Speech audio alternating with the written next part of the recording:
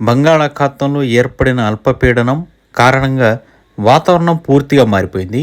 రానున్న 24 గంటల్లో బలహీనపడే అవకాశాలు ఎక్కువగా ఉన్నట్లు, భారీ వర్షాలు మాత్రం పడతాయని వాతావరణ శాఖ తెలిపింది.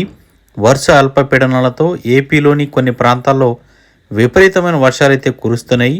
వచ్చే 3 రోజులు ఇదే పరిస్థితి కొనసాగుతుందని ఐఎండీ అయితే వెల్లడించింది. గత కొద్ది రోజులుగా ఏపీని భారీ వర్షాలైతే కుదిపేశాయి. వాతావరణంలో మార్పుల్ని అంచనా వేయడం కష్టంగా మారుతుంది. పశ్చిమ మనకి నైరుతి బంగాళాఖాతంలో ఏర్పడిన అల్పపీడనం ప్రభావంతో ఏపీలోని కొన్ని జిల్లాలకు భారీ వర్ష సూచన ఉందని వాతావరణ శాఖ అలర్ట్ జారీ చేసింది. ఇప్పటికే కొన్ని ప్రాంతాల్లో నిన్నటి నుంచి భారీ వర్షాలు కురుస్తూ ఉన్నాయి. రానున్న 24 గంటల్లో ఉత్తరాంధ్రలోను, దక్షిణ కోస్తాలో కొన్ని ప్రాంతాల్లో భారీ వర్షాలు పడనున్నాయి. గత 24 గంటల్లో పార్వతీపురం మన్యం, విజయనగరం, బొబ్బిలి, విశాఖపట్నం ప్రాంతాల్లో వర్షపాతం అయితే నమోదైంది.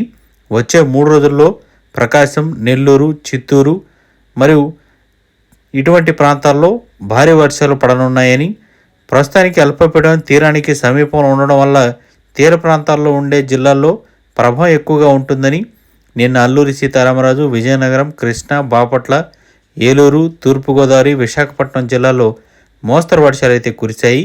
రానున్న 24 గంటల్లో ఉత్తరాంధ్రలోని శ్రీకాకుళం, విజయనగరం, పార్వతీపురం మన్యం, విశాఖపట్నం, నెల్లూరు జిల్లాల్లో భారీ వర్షాలు తప్పేటట్ల లేవు.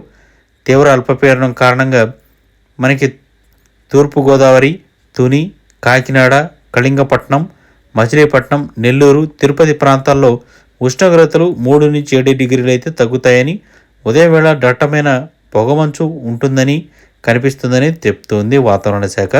అయితే తెలంగాణ రాష్ట్ర వ్యాప్తంగా మరి ఏపీ రాష్ట్ర వ్యాప్తంగా ఈ వర్షాల ప్రభావం చేత మనకి చలి తీవ్రత అనేది కూడా భారీగా పెరుగుతుందని